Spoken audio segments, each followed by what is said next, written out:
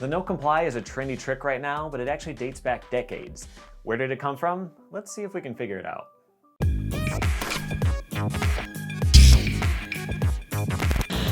Welcome to Rad Rat Video. On this channel, I talk about all kinds of skateboarding topics like game reviews and new skateboarding technology, but I also talk about trick histories like this one. If that sounds good to you, hit the subscribe button. So there are a lot of different stories about the origins of the no comply, and I'm not sure there will be a way to completely prove it one way or another, but we'll do our best to get to the bottom of it.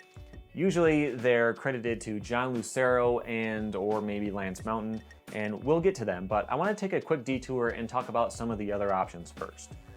Tommy Guerrero has a YouTube show called BS with TG, and he has guests on there. They talk about the old days and stuff like that. On this one called Beta 2, he has his old friend Rob Cam or Orb on the show, and they talk about a trick called the 43, which nowadays we would call a no comply frontside 180 on flat. And the name of the trick is actually kind of funny. You can watch a video for the full story on that, but basically there was this convenience store that Orb would prank call back in the day. He would call and ask him for prices on random things, including stuff that they wouldn't possibly carry. And one thing he noticed was that a can of Coke cost 43 cents instead of 40, which was the average at the time. So he got it into his head that 43 was a conspiracy or a magic number and just kind of got latched onto it. He was saying it all the time and it became his catchphrase, and then when he started doing no comply 180s, that kind of morphed into the name of the trick. Now he says that he didn't invent this and that he was doing them in the late 70s, but there was a recent Transworld article that quotes him as saying around 1982 though. And that 40-cent Coke price would fit into that timeline. I tried to fact check it and found that they averaged 35 cents in 1977, so it all kind of checks out. But there's this other interesting story on Reddit. There was a guy who was around back then called No Gooder. He says there was a Transworld photographer named Otis, or O. He was a really big dude, so big that he couldn't really jump off the ground. So he had a lot of O tricks, which are things like stepping off the board, flipping it, and jumping back on. The kinds of stuff that don't require both feet in the air at the same time. So the story is he invented no complies, and he even named them, but he wasn't landing them with both feet. And the thing is, since he was one of the only major skate photographers at the time, he was going around traveling, shooting different skaters all over, and kind of planting the idea of this step off, no comply style stuff into their heads.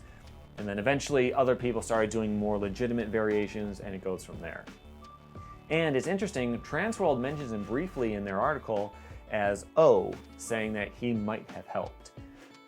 But the main story you'll find if you look it up is that it was invented by John Lucero or maybe even Lance Mountain and then named by Neil Blender. So this is Lucero's story, this is a quote. The no comply originated right after the boneless first came out. The boneless was a trick that once you learned it, you could adapt it to all sort of things from vertical to street skating. That trick just kind of opened up street skating. When you are doing a boneless, obviously your front foot is on the ground and you're flying through the air, but I figured out how to do it off of a curb without grabbing onto the board. I learned how to do a boneless bonk off a parking block, and that's what I was kind of making fun of, the boneless without any hands. We were doing these no-grab bonelesses off of this parking lot block, and Neil Blender was with me, and we're laughing, and he's like, I don't understand it, it's stupid, no comply. That's how the name came about. We call it no comply for no understanding. That's all it means. No comply means no one understands, no comprende. It didn't make sense how it worked. I also used to call them curb smashers. It started off as a joke, and then Neil ended up being in an ad doing one, and it started taking off from there. So, one important thing that you'll notice there is that he talks about doing it off of a curb or a parking block. So nowadays we don't really make the distinction between flat and up a curb, but they do feel quite a bit different. So let's try to pin down a date for when all this happened.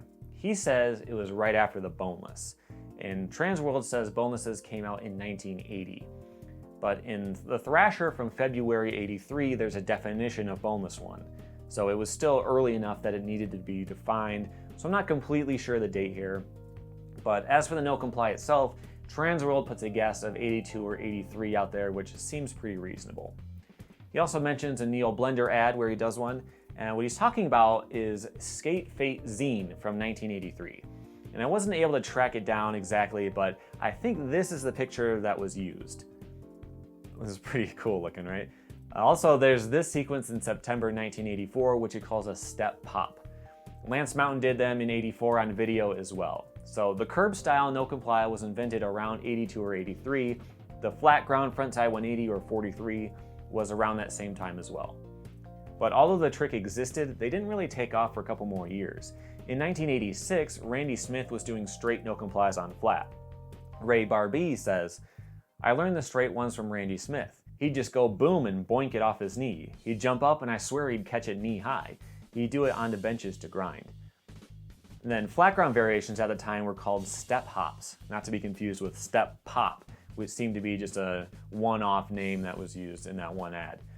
In 1987, Andy Howell started doing backside 180 no complies on flat, which he called the 34. And then in '88, Natas Kalpis made 2 trick tips, one in Thrasher and one in the video Street Skating with Rob and Natas. And this is when you see the trick really start to take off, but they're only cool for a couple years. Once you hit around 1990 or so, you don't really see them in pro videos anymore. Maybe as a quick throwaway trick at the end of a line, but even then, not often at all. They became uncool pretty quickly. It's interesting that they're remembered so fondly these days when other tricks that fell off that quickly stayed dead. You know, think of old school tricks. You think bonuses and no complies. But what about pressure flips? They became uncool pretty much overnight and are still unpopular 25 years later. But no complies are trendy and interesting again. It's just how it goes sometimes. All right, so let's summarize here. The no comply is always done off of a curb or a parking block. It was invented around '82 or '83. Flat ground no comply variations can be tracked back to Orb as far as '82, but potentially further than that with guys like O. And then any flat ground tricks outside of a plain 180 became known as step hop tricks. These days, everyone calls all of that stuff no comply, and I think that's a good thing. It's kind of a mess to try to keep all of this straight. In the comments, let me know, what's your favorite no comply trick? And do you think no complies is going to die out again anytime soon?